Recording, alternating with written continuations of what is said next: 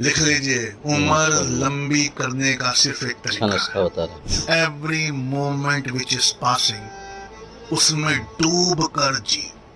और उम्र इसका वाइसे वर्सा है, उम्र छोटी करने का एक तरीका है। The moments which are passing उसमें स्ट्रेसफुल रहो, उसमें एब्सेंट रहो, उसमें उन बातों के बारे में सोचो जो तुम्हारे हाथ में नहीं है, तुम्हारी जिंदगी एकदम छोटी हो जाएगी। और लंबी जिंदगी चाहते हो, बिना डिसीज वाली जिंदगी चाहते हो, तो हर लम्हे में मौजूद रहो। सोशल मीडिया को अपने हर लम्हे से बाहर निकालो। रील में मत जियो, रियल में जियो।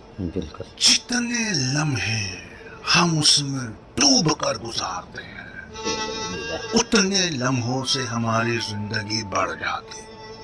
जितने लम्हे